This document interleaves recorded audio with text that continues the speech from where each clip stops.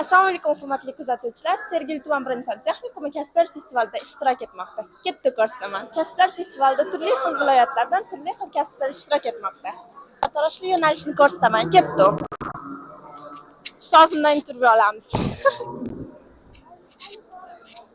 Bugungi festival haqida taassurotlaringiz?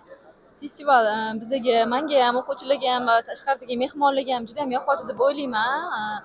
Yoshlarimizga o'qishdan, institutdan tashqari kasb egallashlari uchun juda ham ko'p kasblar va ko'rgazmalar tashkil etilgan. Bizga juda yoqadi. Yana shunaqa kasb festivallari bo'lsa, yana qatnashish niyatimiz bor. Rahmat kattakon. Ko'rib turganingizdek 35 xildan ortiq kasblar ko'rgazmasi bo'lib o'tmoqda. Bu yerda esa kichik tadbir o'tkazilmoqda. Bizning texnikumimizda 10 dan ortiq yo'nalishlar bor. Kelinglar sizlarga qisqacha qilib ko'rsatib o'taman. Sartarosh, tikuvchi, oshpazlik, mehmonxona xo'jaligi, kompyuter grafikasi va oxirgisi elektrik. Shuningdek, vaqtingizni behuda o'tkazmasdan texnikumimizga kelib bilim oling.